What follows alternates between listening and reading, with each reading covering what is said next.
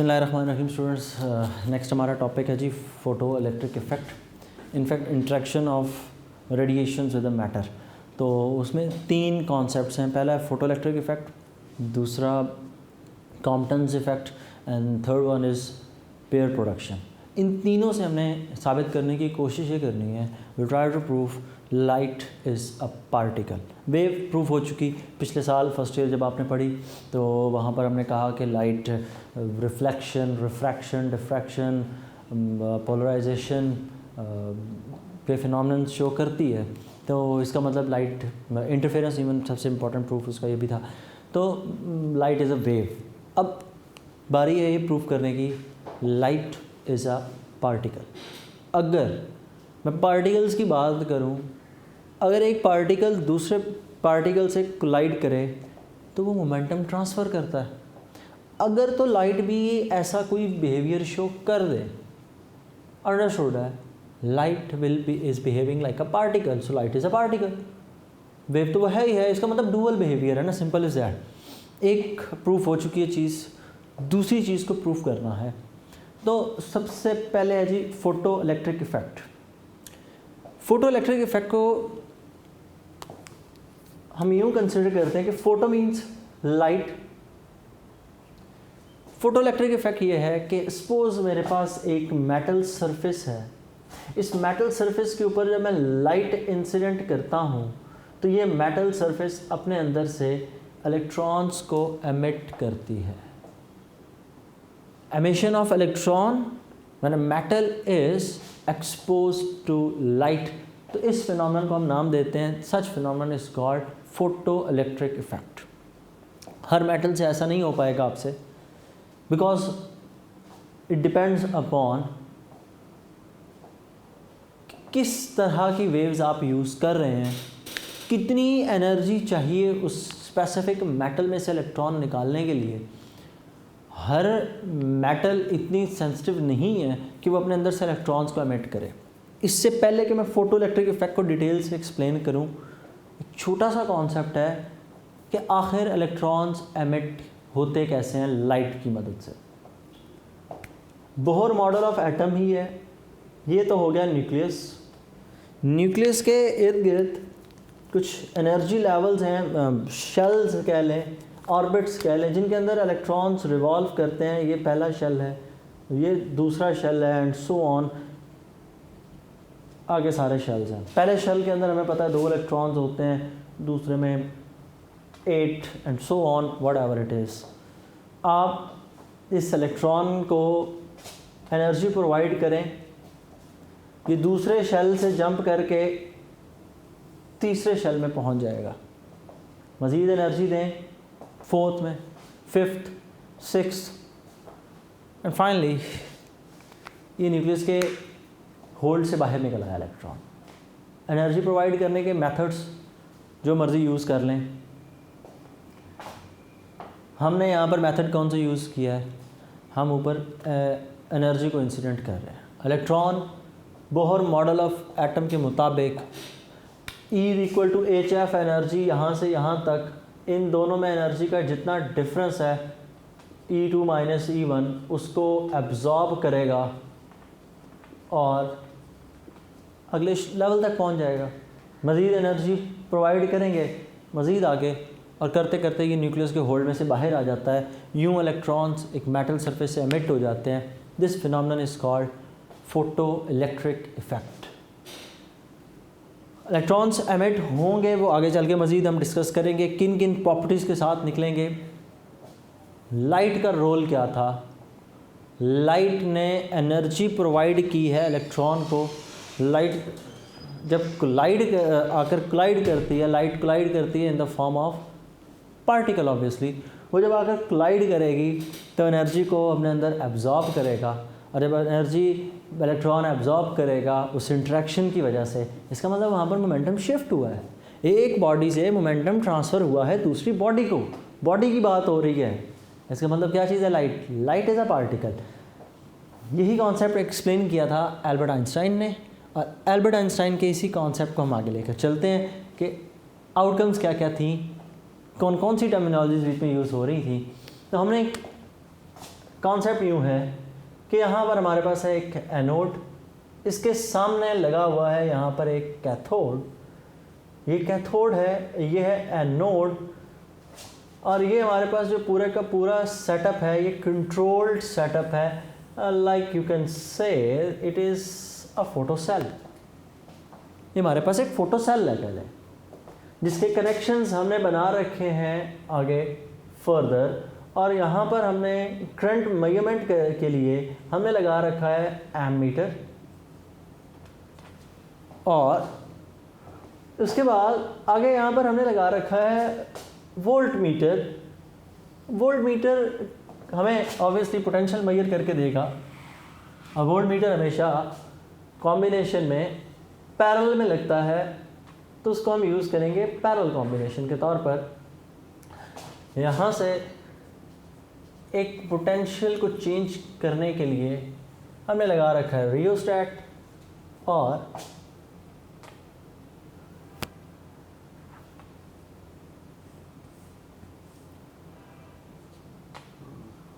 Finally हमने यहाँ पर अटैच कर दी है एक battery. Obviously anode side will be positive और cathode side will be negative. तो ये तो हो गई हमारा बेसिक स्ट्रक्चर इस डायग्राम, इस सेटअप का। होगा क्या, अभी आप इस सेटअप को लगाएं, you will see no current. उसकी बड़ी सिंपल सी लॉजिक है, यहाँ पर कनेक्शन नहीं है, कैथोड और एनोड आपस में कनेक्टेड नहीं है, लाइट में अभी तक वैसे नहीं इंसिडेंट कर रहा। जब कनेक्शन पूरा नहीं है, amount of current will be zero. Now what will we do, हम यहाँ से लाइट को करेंगे इस पे इंसिडेंट। ये हो रही है लाइट इंसिडेंट कैथोड पे। कैथोड इलेक्ट्रॉन्स तो अपने पास रखता है, तो यहाँ से इलेक्ट्रॉन्स होंगे एमिट। जैसे ही एक इलेक्ट्रॉन एमिट होगा, एनोड उसको फौरन अपनी तरफ अट्रैक्ट कर लेगा। इलेक्ट्रॉन खुद ब खुद कैथोड से मूव करेगा एनोड की तरफ। जब इलेक्ट्रॉन्स का ट्रांसफर शुरू हो गया, एमीटर आपको डिफ्लेक्शन शो कर देगा, it will show you a little amount of current. ये जो करंट यहाँ पर प्रोड्यूस हुआ, this current is called photo electric current. Concept पूरा साथ साथ। मेटल सरफेस के ऊपर लाइट को इंसिडेंट किया, इलेक्ट्रॉन्स ने उस लाइट को एब्जॉर्ब किया, मोमेंटम उसका एब्जॉर्ब करने के बाद वो हायर एनर्जी लेवल्स पे गए, एटम के होल्ड से बाहर निकले, मेटल सरफेस को छोड़ दिया। जैसे ही इलेक्ट्रॉन कैथोड से बाहर आएगा, कैथोड पे तो इटसेल्फ नेगेटिव चार्ज है, इलेक्ट्रॉन पे भी चार्ज नेगेटिव है, नेगेटिव नेगेटिव को रिपेल करेगा। दूसरी तरफ एनोड लगा हुआ है, anode has a positive charge, वो उन इलेक्ट्रॉन्स को अपनी तरफ अट्रैक्ट कर लेगा। इलेक्ट्रॉन्स कैथोड से एनोड तक पहुंच गए, there will be a little deflection in ammeter, और एमीटर शो करेगा कि यहाँ पर एक थोड़ा सा करंट फ्लो कर रहा है। अब ये करंट किस टाइम पे स्टार्ट हुआ, कुछ फैक्टर्स पे डिपेंड करता है। Number one, it depends upon the colour of light. It depends upon the colour of light. मैं कलर से क्या बात प्रूव करना चाह रहा हूँ? अगर मैं लाइट के कलर की बात कर रहा हूँ, मैं कलर में इंटरेस्टेड नहीं हूँ, in fact I am interested in frequency. जब भी मैं कलर की बात यहाँ पर करूँ तो कलर का मतलब रेड ब्लू ग्रीन मेरे लिए नहीं है, मेरे लिए कलर से मुराद है फ्रीक्वेंसी, कि किस फ्रीक्वेंसी पर आकर इलेक्ट्रॉन्स एमिट होना शुरू होते हैं। सपोज मैं यहाँ पर यूज़ करता रेड लाइट, मुमकिन है इलेक्ट्रॉन्स एमिट नहीं होते। What does it mean? It means that कि आपको इलेक्ट्रॉन्स एमिट करवाने के लिए थोड़ी हायर फ्रीक्वेंसी चाहिए। आप फ्रीक्वेंसी को इंक्रीज़ करें, फ्रीक्वेंसी को इंक्रीज़ करें। कितना इंक्रीज़ करें कि जहाँ पर आकर एक कम से कम एक इलेक्ट्रॉन एमिट हो जाए। फ्रीक्वेंसी इंक्रीज़ करने का मतलब क्या है? कि जहाँ पर अगर एक इलेक्ट्रॉन एटलीस्ट एमिट हो जाए, अगर इलेक्ट्रॉन एक एमिट हो गया, वो फ्रीक्वेंसी आपके लिए क्या कहलाएगी? That frequency is called threshold frequency. तो पहली इसमें टर्म क्या थी? Photo electric current, the current that is being observed during the process of photo electric effect. दूसरा threshold frequency, the minimum frequency at which the electrons are emitted from a metal surface is called threshold frequency. Threshold frequency उसको भी यहाँ पर mention कर देते हैं, threshold frequency. इसके लिए सिंबल यूज होता है थ्रेशहोल्ड फ्रीक्वेंसी के लिए F0।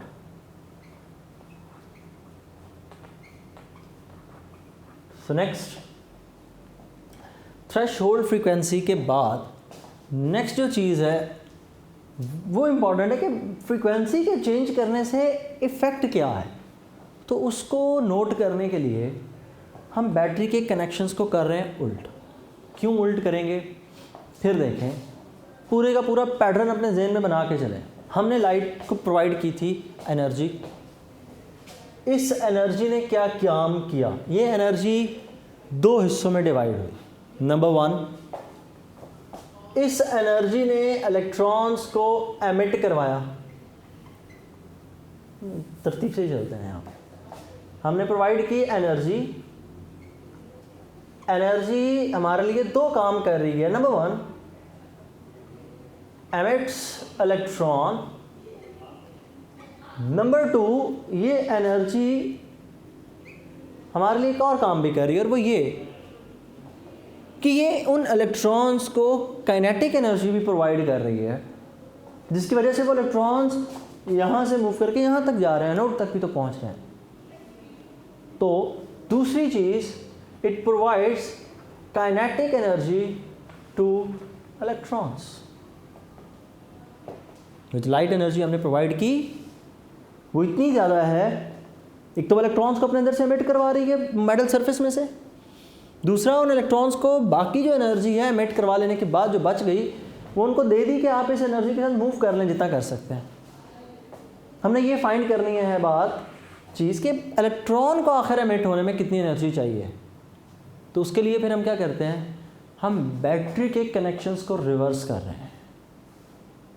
हम बैटरी के कनेक्शंस को रिवर्स कर रहे हैं। बैटरी के कनेक्शंस को रिवर्स करने से मुराद ये है कि अब जो पहले एक्ट कर रहा था कैथोड के तौर पर, अब वो एक्ट करेगा एज ए एनोड, और जो एनोड था अब ये एक्ट करेगा एज ए कैथोड।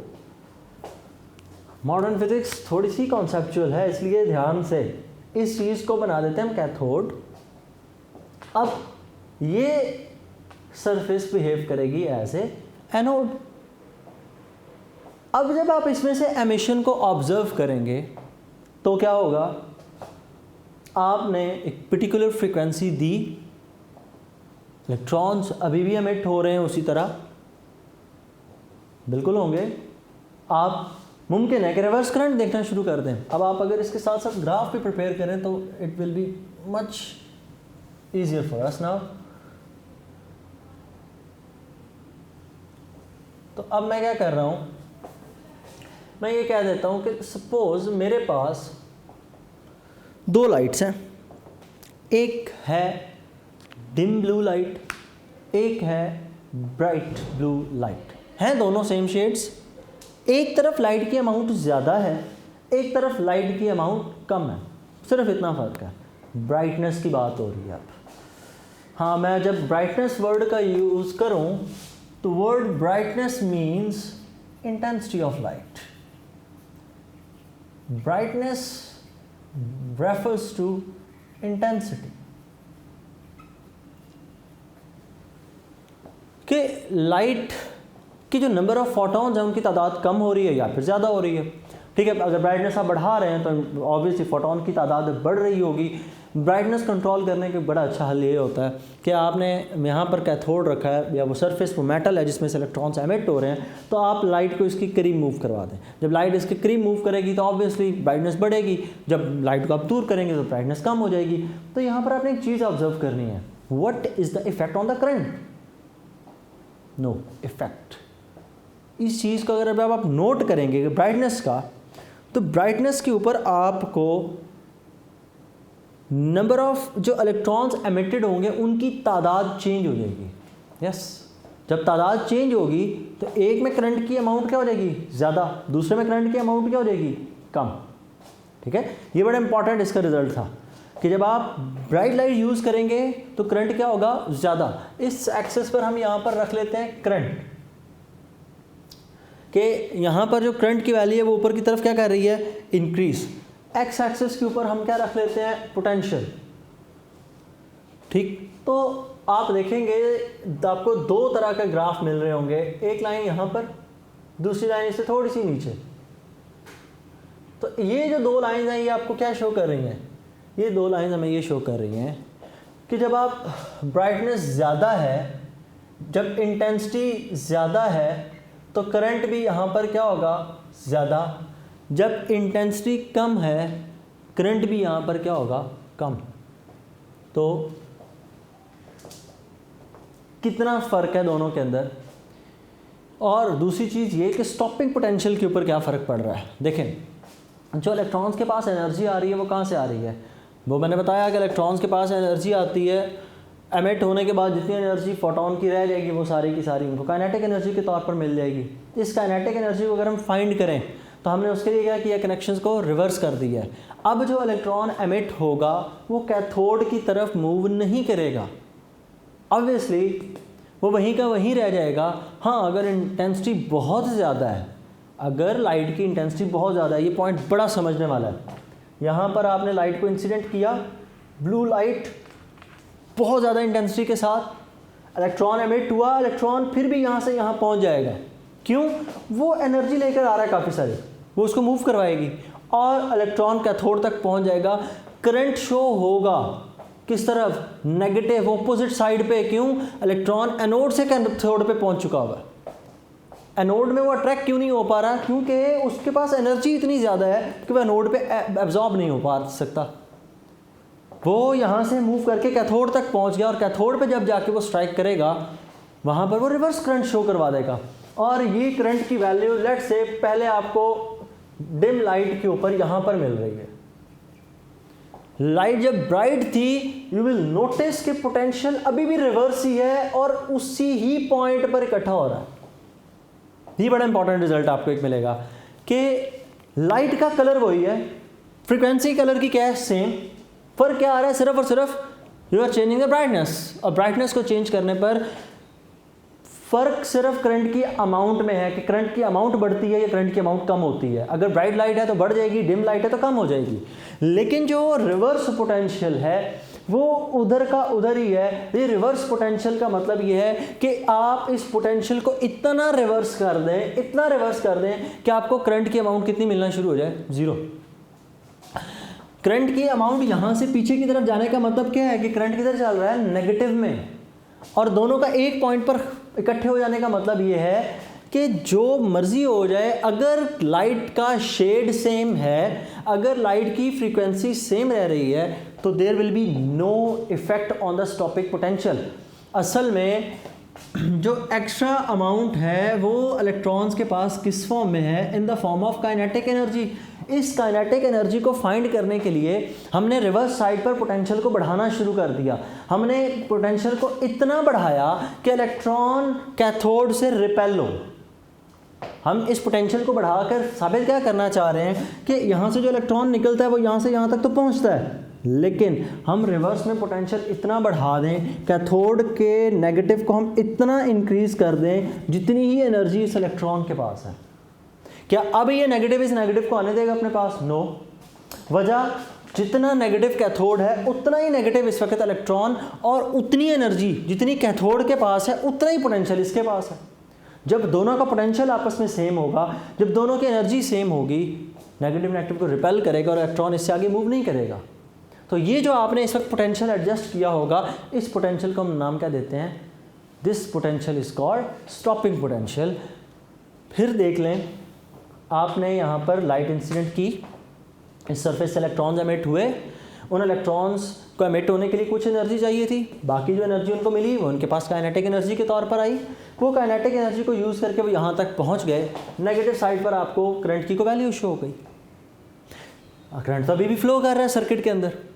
अब आप उस पोटेंशियल को बढ़ाएं। क्यों बढ़ाएं? ताकि इलेक्ट्रॉन यहाँ से आगे मूव ना करे, इलेक्ट्रॉन रुके, स्टॉपिंग पोटेंशियल। आपने इस रियोस्टेट को मूव किया, पोटेंशियल डिफरेंस इंक्रीज किया, कैथोड अब इतना ज़्यादा नेगेटिव हो चुका है कि वो इलेक्ट्रॉन को आगे मूव नहीं करने दे रहा, वो नेगेटिव को रिपेल करके वहीं पर रोक देता है। तो इसका मतलब क्या है कि जितनी काइनेटिक एनर्जी इलेक्ट्रॉन्स के पास है उतनी काइनेटिक एनर्जी हमने कैथोड पर इलेक्ट्रॉन वोल्ट के सूरत में लगा दिया है, और ये दोनों आपस में होंगे इक्वल, क्योंकि वो उसको मूव नहीं करने दे रहा। तो electric potential EV is equal to 1/2 mv²। अब 7 ग्राफ 2 हिस्सों में हमने गेन किया, एक दफ़ा डिम लाइट रख के, एक दफ़ा ब्राइट लाइट रख के, कलर सेम है। तो और वही हमें एक्सप्लेन कर रहा है कि हर सूरत अमाउंट ऑफ जो करंट है, जो स्टॉपिंग पोटेंशियल है, वो कलर पे डिपेंड नहीं करता। मतलब अगर ब्लू कलर चल रहा है तो ब्लू कलर का एक शेड अगर है तो उसके लिए स्टॉपिंग पोटेंशियल हमेशा सेम होगा। दूसरी तरफ आ जाए, अगर हम लाइट का कलर चेंज करें, अगर हम फ्रीक्वेंसी चेंज करें, तो फ्रीक्वेंसी चेंज करने से करंट की अमाउंट पे तो फ़र्क नहीं पड़ेगा, लेकिन स्टॉपिंग पोटेंशियल दोनों दफ़ा डिफरेंट होगा। करंट की अमाउंट पे डिफरेंस नहीं आएगा, स्टॉपिंग पोटेंशियल पे डिफरेंस आ जाएगा। इस चीज़ को देखते हैं कि ये बात कैसे एक्सप्लेन होती है। अब इस बात को ध्यान से समझिएगा। अब हमने क्या किया है, 2 लाइट्स हैं, एक रेड कलर की, एक ब्लू कलर की। उसी तरह ग्राफ, आपने रेड कलर को इंसिडेंट किया, करंट प्रोड्यूस हुआ, ब्लू कलर को करें तब भी करंट प्रोड्यूस होगा, इलेक्ट्रॉन्स नहीं एमिट होना है, एमिट हो गए। वापसी रिवर्स करें, जब आप रिवर्स करेंगे तो आप ये फिनोमेना नोट करेंगे कि ब्लू लाइट को की वजह से जो इलेक्ट्रॉन्स एमिट हो रहे हैं उनको रोकना मुश्किल है, जो रेड की वजह से एमिट हो रहे हैं उनको रोकना आसान है, क्योंकि रेड की वेवलेंथ ज़्यादा होती है, मोमेंटम उसका कम होता है, एनर्जी उसकी कम होगी। ब्लू की वेवलेंथ ज़्यादा है, सॉरी कम है, फ्रिक्वेंसी ज़्यादा है, एनर्जी उसकी ज़्यादा होगी। तो जब आप इधर नोट करेंगे तो आपको यहाँ पर जो रिजल्ट्स नज़र आएंगे, ब्लू रेड के लिए आपको ग्राफ यहाँ पर ही ख़त्म होता नज़र आएगा, ब्लू के लिए आपको ग्राफ आगे चल के जाके ख़त्म होता नज़र आएगा। मतलब इस बात का ये हुआ कि वेवलेंथ जितनी ज़्यादा होगी आपके लिए स्टॉपिंग पोटेंशियल उतना कम होगा, और वेवलेंथ जितनी कम होगी आपके लिए स्टॉपिंग पोटेंशियल उतना ज़्यादा होगा। तो ये 2 बड़े इंपॉर्टेंट रिजल्ट्स थे जो इससे हमने डिराइव किए। नेक्स्ट इसमें इसके फाइनल रिजल्ट्स। तो फाइनल रिजल्ट्स के अंदर number 1, electrons are emitted with different energies. हाँ, यहाँ पर जो इलेक्ट्रॉन्स एमिट होते हैं, हर एमिट होने वाले इलेक्ट्रॉन के पास एक जितनी एनर्जी नहीं है। ये अमाउंट ऑफ एनर्जी डिपेंड किस किस चीज़ पे करती है। Number 1, it depends upon the metal surface, कि आप मेटल सरफेस कौन सी यूज़ कर रहे हैं और उस मेटल सरफेस के किस हिस्से में से इलेक्ट्रॉन एमिट हो रहा है, इस पर बड़ा इंपॉर्टेंट वो डिपेंड करती है। इसको वर्क फंक्शन कहते हैं, अल्बर्ट आइंस्टाइन, नेक्स्ट उसको पोर्शन में हम कवर करेंगे। साथ it also depends upon the frequency of the light, वो मैंने आपको पहले ही बता दिया। यहाँ पर फ्रीक्वेंसी जितनी ज़्यादा होगी इलेक्ट्रॉन के पास एनर्जी उतनी ज़्यादा, काइनेटिक एनर्जी उतनी ज़्यादा, वो ज़्यादा मूव करेगा। असल में फ्रीक्वेंसी ज़्यादा होने पर होता क्या है, हमने फॉर्मूला पढ़ रखा है, E is equal to HF। आपने फ्रीक्वेंसी बढ़ाई, एनर्जी भी बढ़ गई। वेल, अगर एनर्जी बढ़ गई तो एनर्जी कितने हिस्सों में डिवाइड होती है, मैंने भी बताया 2। एक इलेक्ट्रॉन एमिट करवाने के काम आती है, मतलब इलेक्ट्रॉन एमिट करवाने से मुराद उसको यहाँ से एटम के होल्ड से बाहर निकालने के लिए जो एनर्जी चाहिए वो energy required for the emission हो गई। दूसरा, एनर्जी काइनेटिक एनर्जी, जो इलेक्ट्रॉन, जो बाकी जितनी भी एनर्जी होगी वो काइनेटिक एनर्जी के तौर पर उसमें ऐड अप हो जाएगी। मतलब सपोज करें मैंने इस मार्कर के कैप को रिमूव करना ऊपर से, मैं इसके ऊपर अप्लाई कर रहा हूँ एनर्जी, मैंने थोड़ी एनर्जी अप्लाई की, मार्कर से मेरे कैप तक का डिस्टेंस बहुत थोड़ा सा था, मैं एनर्जी ज़्यादा अप्लाई करूँ, डिस्टेंस ज़्यादा है, तो मेरी एनर्जी कितने हिस्सों में डिवाइड हो रही है? 2। नंबर 1, मुझे इसको यहाँ से अलग करने के लिए कितनी एनर्जी चाहिए, ठीक, और इससे आगे ये कितना मूव करता है। एक एनर्जी किसके लिए चाहिए? एमिशन के लिए। दूसरी एनर्जी किसके लिए चाहिए? काइनेटिक एनर्जी के लिए चाहिए। तो इसलिए फ्रीक्वेंसी के बढ़ाने से अमाउंट ऑफ एनर्जी इंक्रीज़ होती है, और जब अमाउंट ऑफ एनर्जी इंक्रीज़ होगी ऑब्वियसली आपके पास जो एमिटेड इलेक्ट्रॉन होंगे उनमें भी डिफरेंस आ जाएगा। फिर हमने इसमें कॉन्सेप्ट डिस्कस किया threshold frequency, the minimum amount of frequency at which the electrons are emitted, उसको हम नाम देते हैं थ्रेशोल्ड फ्रीक्वेंसी। और यहाँ पर जो मैंने प्लैंक्स क्वांटम थ्योरी में भी आपको बात बताई थी कि इंटेंसिटी का ताल्लुक ब्राइटनेस के साथ है, वो यहाँ पर बात क्लियर होती आती है कि जब आप इंटेंसिटी की बात करते हैं तो इंटेंसिटी का मतलब क्या होता है? ब्राइटनेस। इस चीज़ को मज़ीद एक्सप्लेन किया एल्बर्ट आइंस्टाइन ने। एल्बर्ट आइंस्टाइन ने इसी चीज़ को थोड़ा सा डिफरेंट नाम दे दिया, और सिर्फ ये जो एमिशन ऑफ इलेक्ट्रॉन है ना, इसको उन्होंने कहा जी it is the work function. Work function मतलब amount of work being done to remove the electron, उसको रिप्रेजेंट किया गया फाई से। तो अब जो टोटल एनर्जी आपके पास इक्वेशन आ रही थी, वो टोटल एनर्जी ये थी कि टोटल एनर्जी ई जो है वो 2 हिस्सों में डिवाइड हो रही है। नंबर 1, एक तो फाई वर्क फंक्शन जो इलेक्ट्रॉन को एमिट करवाने के लिए चाहिए, plus kinetic energy plus 1/2 mv²। तो E की जगह आप लिख लेंगे HF is equal to phi plus 1/2 mv²।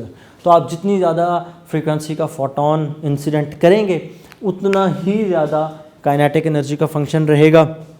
और अगर आप थ्रेशोल्ड फ्रीक्वेंसी पर रह के बात कर रहे हैं, थ्रेशोल्ड फ्रीक्वेंसी के ऊपर, तो तब क्या होगा? At threshold frequency HF is equal to phi. ये थ्रेशोल्ड फ्रीक्वेंसी की बात हो रही है जिसमें सिर्फ और सिर्फ आप इतनी फ्रीक्वेंसी रखे हुए हैं कि इलेक्ट्रॉन सिर्फ और सिर्फ उस सरफेस में से एमिट होगा, एंड दैट्स इट। उसके बाद इसी चीज़ पे एल्बर्ट आइंस्टाइन को नोबेल प्राइज़ दिया गया, photo electric effect. In fact, he was the first person to prove light is a matter।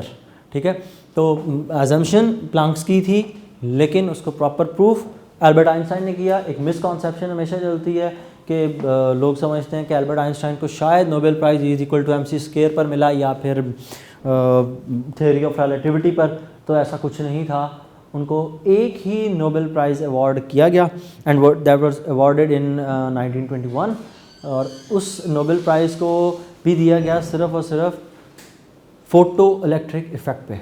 उसके बाद नेक्स्ट आपकी बुक पे फ़ोटो सेल के बारे में जिक्र किया गया। फ़ोटो सेल का मैंने आपको इंट्रोडक्शन दे दिया था कि वो सेटअप जो आपके लिए लाइट की मदद से इलेक्ट्रॉन्स एमिट करवाए, that is called photo cell. इसको कुछ सिक्योरिटी पर्पसेस में यूज़ किया जाता है, ऑटोमेटिक डोर स्विचिंग में यूज़ किया जाता है, ऑटोमेटिक टैप्स वगैरह इवन जिसमें से वाटर फ्लो करते हैं उनमें यूज़ किया जाता है फोटो सेल को, काउंटिंग सिस्टम के लिए।